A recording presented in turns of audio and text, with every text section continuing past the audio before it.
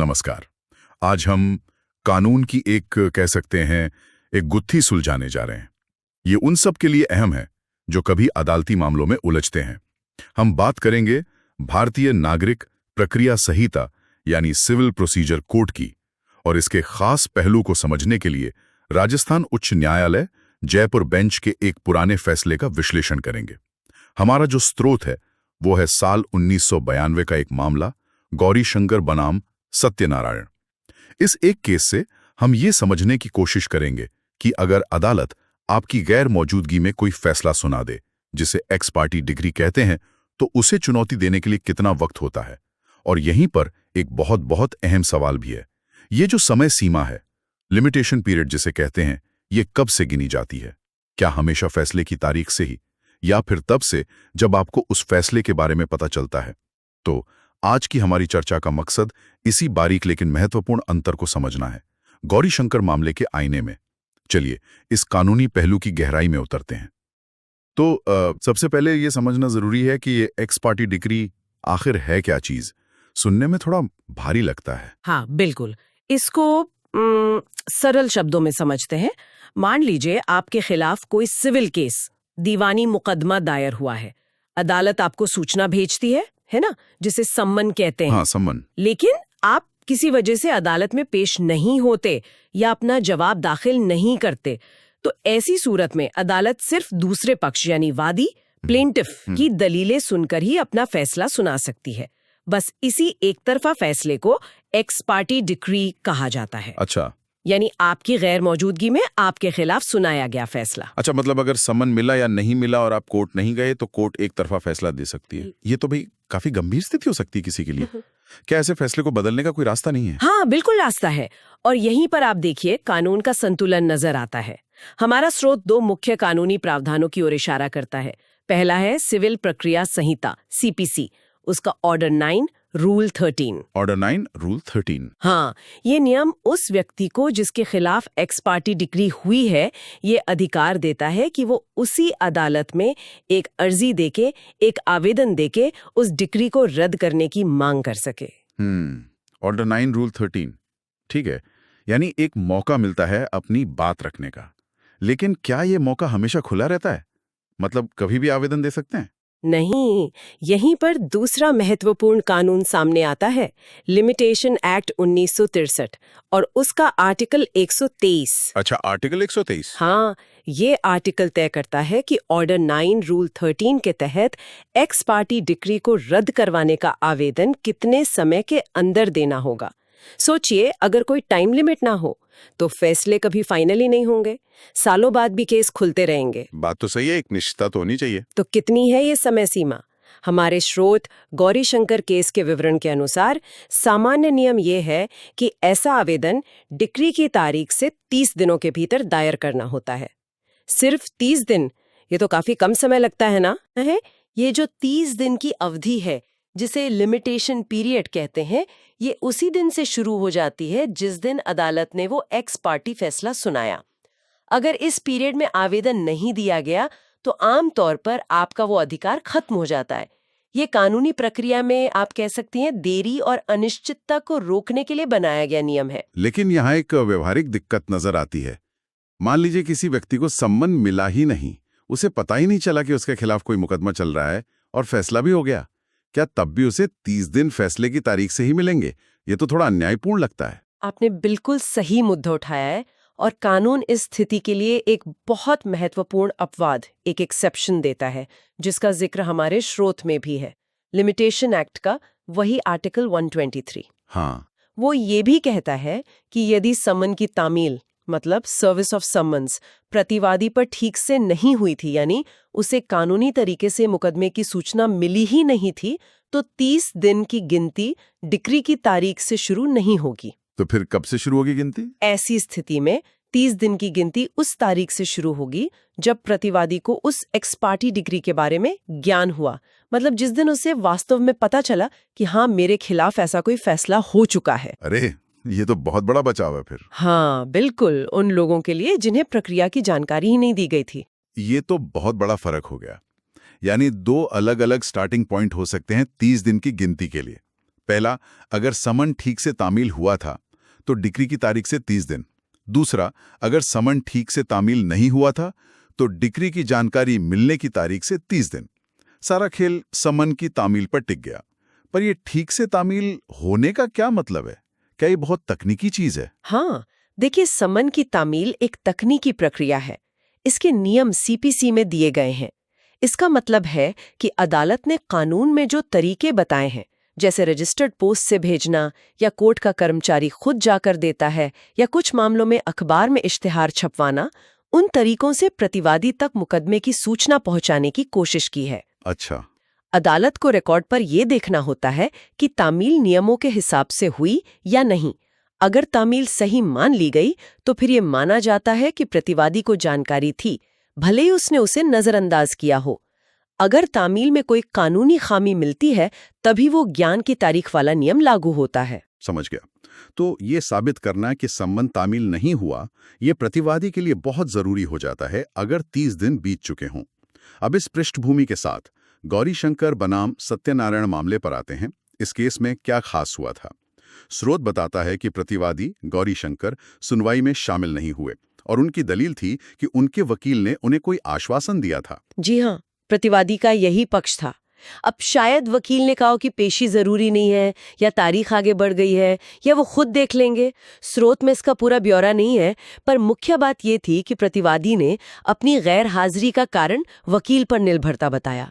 और सबसे चौंकाने वाली बात ये थी कि उन्होंने एक्स पार्टी डिक्री होने के लगभग 6 महीने से भी ज्यादा समय बीत जाने के बाद ऑर्डर 9 रूल 13 के तहत उसे रद्द करने का आवेदन दिया। 6 महीने से भी ज्यादा, जबकि लिमिट सिर्फ 30 दिन की है। ये तो बहुत बहुत बड़ी देरी है। तो प्रतिवादी ने देरी का क्या कारण बताया? क्या उन्होंने ये कहा कि उन्हें डिक्री का पता ही देर से चला, या सिर्फ वकील वाली बात? यही मामला थोड़ा पेचीदा है। प्रतिवादी ने वकील के आश्वासन का तो जिक्र किया और शायद ये भी तर्क दिया कि उनकी तरफ से कोई बेवजह देरी या लापरवाही नहीं हुई, जिसे कानूनी भाषा में लैचेस कहते हैं। लेकिन स्रोत से ये साफ नहीं होता कि उन्होंने ये दलील दी हो कि उन्हें डिक्री का ज्ञान ही देर से हुआ क्योंकि संबंध तामील नहीं हुआ था। उनका मेन पॉइंट वकील पर निर्भरता ही लगता है। तो निचली अदालत ने क्या किया? क्या उन्होंने वकील वाली दलील मान ली 6 महीने बाद भी? स्रोत के हिसाब से हाँ, निचली अदालत ने प्रतिवादी के पक्ष में फैसला दिया और एक्स पार्टी डिक्री को रद्द करने की इजाजत दे दी। लगता है निचली अदालत ने वकील के आश्वासन वाली बात को काफी वजन दिया, शायद उसे देरी माफ करने और मामले को दोबारा सुनने का मौका देने के लिए पर्याप्त कारण माना हो। लेकिन मामला यहीं खत्म नहीं हुआ, ये राजस्थान उच्च न्यायालय तक पहुंचा। तो हाई कोर्ट का क्या नजरिया था इस पर? यहीं पर कहानी पलट गई। उच्च न्यायालय ने निचली अदालत के फैसले को सिरे से पलट दिया और प्रतिवादी की अर्जी खारिज कर दी। अगर हम स्रोत के आधार पर हाई कोर्ट के तर्क को देखें तो कुछ बातें साफ होती हैं। पहली और सबसे अहम, हाई कोर्ट ने लिमिटेशन एक्ट के आर्टिकल 123 वाली 30 दिन की समय सीमा पर बहुत जोर दिया। आवेदन डिक्री की तारीख से 6 महीने से भी ज्यादा लेट था। लेकिन वकील के आश्वासन वाली बात और वो जो कहा कि लैचेस यानी लापरवाही नहीं हुई, क्या हाईकोर्ट ने इन पर गौर नहीं किया? ऐसा लगता है कि हाईकोर्ट ने इन दलीलों को 30 दिन की जो कानूनी समय सीमा है उसके उल्लंघन के सामने काफी नहीं माना। यहाँ ये अंदाजा लगाया जा सकता है, हालांकि स्रोत में सीधे तौर पर नहीं लिखा, कि हाईकोर्ट ने शायद ये माना कि प्रतिवादी पर सम्मन की तामील कानूनी तौर पर सही हुई थी। अच्छा, क्योंकि अगर तामील में कोई गड़बड़ी होती तो वो ज्ञान की तारीख वाला नियम लागू होता और शायद नतीजा कुछ और होता। लेकिन जब अदालत डिग्री की तारीख से 30 दिन की सीमा को आधार बना रही है तो इसका मतलब यही निकलता है कि तामील को सही माना गया। तो इसका मतलब ये हुआ कि एक बार समन तामील हो गया तो फिर ये आपकी जिम्मेदारी है कि आप मामले पर नजर रखें। आप सिर्फ वकील साहब के भरोसे नहीं बैठ सकते, कम से कम लिमिटेशन पीरियड के नजरिए से तो नहीं। गौरीशंकर मामले में उच्च न्यायालय का फैसला कुछ इसी तरफ इशारा करता है। हाँ, एक बार जब कानूनी प्रक्रिया यानी समन तामील पूरी हो गई तो कानून आपसे उम्मीद करता है कि आप अपने मामले में सतर्क रहेंगे। वकील की सलाह पर निर्भर रहना एक मानवीय बात है, बिल्कुल, लेकिन कानूनी समय सीमाओं के उल्लंघन का शायद वो आधार न बन पाए, खासकर जब इतनी लंबी देरी हो। उच्च न्यायालय ने पाया कि निचली अदालत ने कानून की व्याख्या में गलती की थी, इसलिए उसके फैसले को रद्द कर दिया। ये लिमिटेशन पीरियड की, कह सकते हैं, सख्ती को दिखाता है। स्रोत में यह भी जिक्र है कि हाईकोर्ट ने इस मामले को सुप्रीम कोर्ट के 2 अन्य फैसलों से अलग माना। उनका हवाला दिया गया AIR 1981 SC 1400 और AIR 1983 SC 315। इसका क्या मतलब है? क्या उन मामलों में कुछ अलग हुआ था? हाँ, इसका मतलब है कि प्रतिवादी ने शायद उन सुप्रीम कोर्ट के फैसलों का जिक्र किया होगा अपनी दलील में, जिनमें एक्स पार्टी डिक्री रद्द की गई थी या लिमिटेशन के मामले में कुछ राहत दी गई थी। लेकिन हाई कोर्ट ने कहा कि उन मामलों के जो तथ्य थे, जो फैक्ट्स थे या उनमें जो कानूनी सिद्धांत तय हुए थे, वो गौरीशंकर मामले की परिस्थितियों पर लागू नहीं होते। अच्छा, हर केस अलग होता है? बिल्कुल, हर कानूनी मामला अपने आप में अनोखा होता है, उसके अपने तथ्य होते हैं। हो सकता है उन सुप्रीम कोर्ट के मामलों में संबंध तामील का मुद्दा अलग तरह का रहा हो या देरी का कारण कुछ और असाधारण रहा हो जो इस केस में नहीं था। ये दिखाता है कि आप सिर्फ पिछले फैसलों का हवाला देकर अपना केस नहीं जीत सकते। आपको ये साबित करना होता है कि वो आपके मामले पर क्यों और कैसे लागू होते हैं। ये विश्लेषण तो काफी गहरा है। तो अगर हम इस पूरी चर्चा से मुख्य सबक, मतलब की टेकअवेज निकालना चाहें, तो वो क्या होंगे? पहला और सबसे साफ सबक तो यही है कि कानूनी समय सीमाएं, खासकर ये लिमिटेशन एक्ट वाली, बहुत ज्यादा महत्वपूर्ण है। इन्हें हल्के में बिल्कुल नहीं लिया जा सकता। दूसरा, एक्स पार्टी डिक्री को रद्द कराने के लिए जो 30 दिन की अवधि है, वो कब से शुरू होगी, ये पूरी तरह सम्मन की तामील के तथ्य पर निर्भर करता है। ये एक तकनीकी लेकिन बहुत निर्णायक बिंदु है। हाँ, ये तामील वाला पेंच अहम है। बिल्कुल, अगर तामील सही है तो डिक्री के तारीख से गिनती शुरू होगी, चाहे आपको असल में पता चला हो या नहीं। और अगर तामील में कोई खामी है, तभी आपको ज्ञान की तारीख से 30 दिन का लाभ मिलेगा। और गौरीशंकर मामले से एक और सबक ये भी मिलता है कि सिर्फ वकील पर निर्भर रहना आपको कानूनी समय सीमा के उल्लंघन से नहीं बचा सकता, खासकर अगर सम्मन आप पर तामील हो चुका माना गया है। सतर्कता आपकी अपनी जिम्मेदारी है। एकदम सही कहा आपने। ये मामला दिखाता है कि अदालतों को अक्सर प्रक्रियात्मक नियमों की सख्ती और न्याय की भावना के बीच एक संतुलन साधना पड़ता है। लिमिटेशन एक्ट जैसे नियम क्यों हैं?